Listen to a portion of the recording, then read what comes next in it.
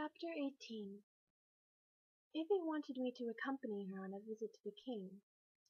As we approached the physician's chambers, we heard a lute and Sir Inol singing a sick-room song. Cook up the soup, rich meat for broth, hot broth for fever and spices, to chase the sickness away. Make up the room, silk sheets for ease, blankets for snuggling, and fire to burn the sickness away. Bring in the people, father for comfort, mother for cuddling, and good friends to laugh the sickness away. When we entered, a servant set aside a steaming bowl and bowed. The king seemed unchanged from last night, except that his cheeks were stubbly with a day's growth of beard. A bead of porridge stood on his chin. That gob of porridge pained me. He was our king. The servant used her handkerchief to wipe off the porridge. Evie knelt by her husband, weeping. She turned to the physician. Has he spoken my name? Sir Inol put down his lute and bowed. I'm sorry. He has said nothing. Is he at all improved? I asked. Sir Inol just looked sad.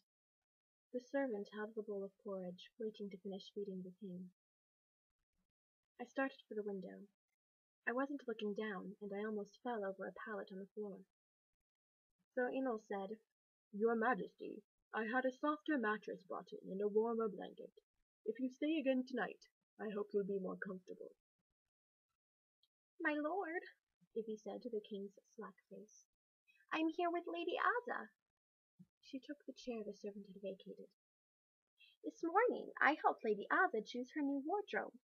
The tailor has excellent goods. She described fabrics and patterns, omitting not a single detail. The servant put down the porridge, curtsied, and left. Sir Inol began to roll bandages. I stood at the window. My mind wandered to beauty spells. At the council session, I came alert. All they talked of were droughts and trade delegations and ogres. It was too dull to endure. They said the same thing over and over. She rested her forehead on the king's chest. So I dissolved the council. Sir Inol's hands stopped their work. I choked back a gasp. I don't see why I need a council. A jury can tell me what I must decide.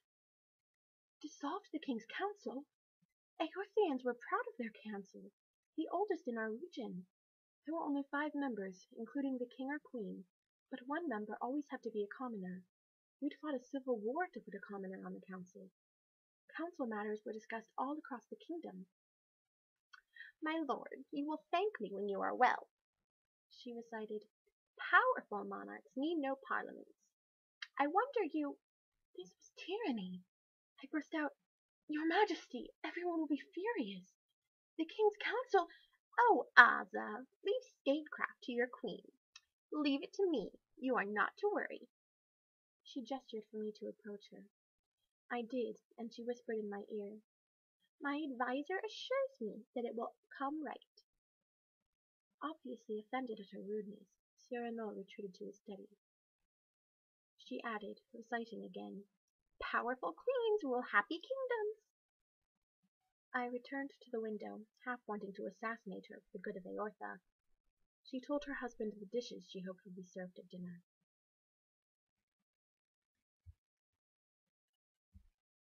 Later, on my way to my chamber, after Ivy had bade me leave her for the night, I saw Ijori and Uchu in the great hall. He was tossing a wooden ball, and she was dashing among the pillars in hot pursuit. When I happened along, she rushed to me, tail wagging, ball in her mouth. She let me have it, and I skimmed it across the tiles. He approached. I hoped you'd come. The moon is out. You haven't seen Ontio Castle by moonlight. I followed him outside, amazed he'd waited for me, amazed he wanted to show me anything. He seemed unaffected by my ugliness, but it gnawed at me. At least at night I was less visible. We passed under the leaves of the 3-tree and across the courtyard. I breathed in the scent of oberku blossoms. He started down a steep stone stairway. Hold on to my shoulders. I don't want you to fall. Joy! I grasped his shoulders. He felt sturdy under my hand. I heard Uchu scrabbling down the slope on our right. The steps ended in a pebbled path, almost as steep as the stairs. Careful, this is treacherous at night. I didn't see why. Every pebble stood out under the bright full moon. The path leveled, and the moat opened up before us. The water was low. I saw Fox's footprints on the banks.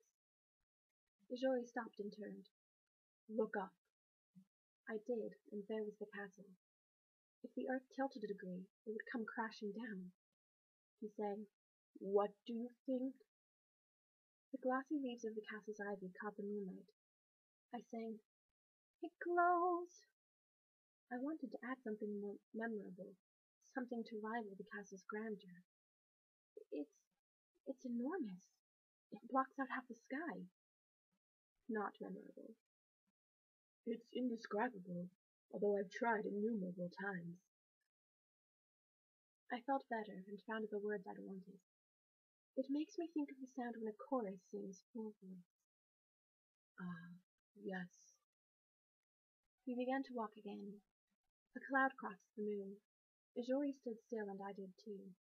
The world was dark. All I had were the warmth of him next to me and the noises of the night. Uchu panting, frogs chanting, a breeze in the bushes. The cloud passed. We went on. We can circle the castle along the moat. Where are the swans? I asked. Asleep. We walked in silence. I thought if I concentrated, I might hear the stars serenading each other. He said, Do you hear Uchu? Nothing more. Where is she? He called. Uchu, come! Silence. He whistled and called again. In the distance we heard her. A minute later she was jumping up on Ijori and then nuzzling into my skirt.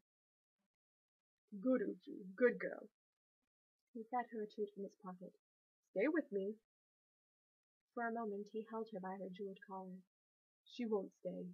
She never does. He let her go and she ran off again. I never thought to have a friend like you. He resumed walking. He and I were friends?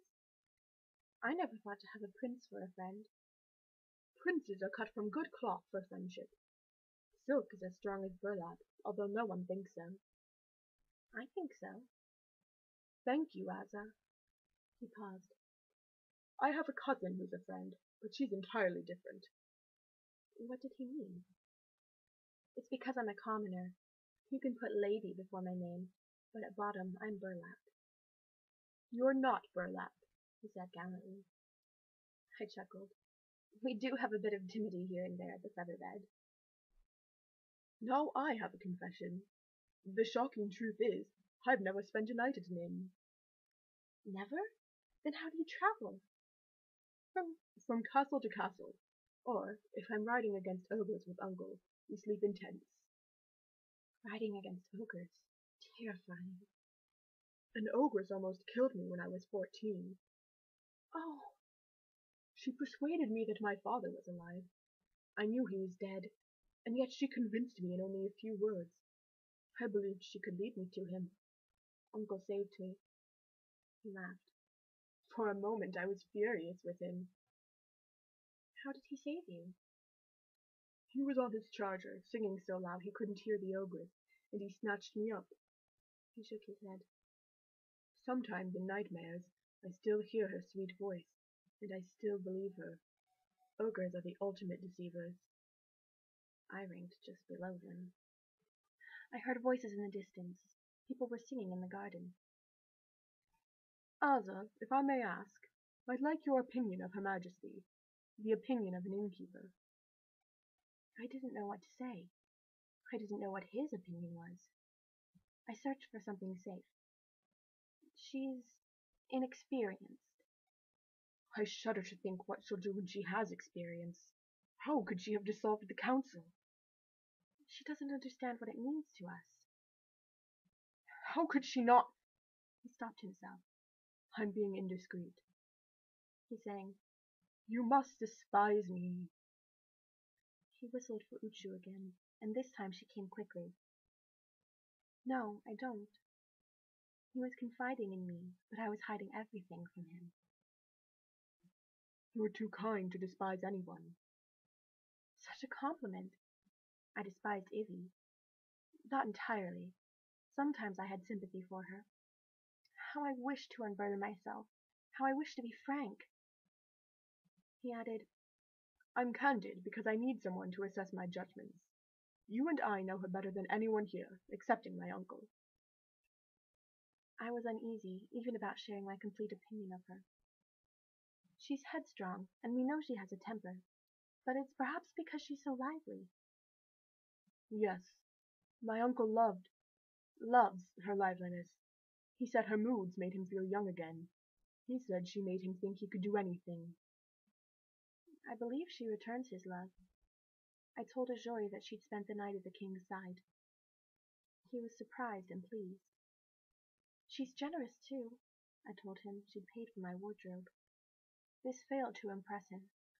The crown is rich enough for such generosity. He touched my arm. But I suspect you'd find goodness in an ogre. I detest ogres. I detested certain guests at the Feather-Bed. What did they do? Oh, they were rude. Rude? He paused. I could feel his thoughts go round. I see. He probably did. I wished he didn't. Which guest did you like the best? I told him about the gnome Zam. And I like the Duchess of Elixo. That's tantamount to liking an ogre. It isn't. She loves cats. And ogres eat them. I see the difference. I laughed. He circled back to Ivy. At least she spent the night at the king's side. Yes. And at least she has a first-rate voice.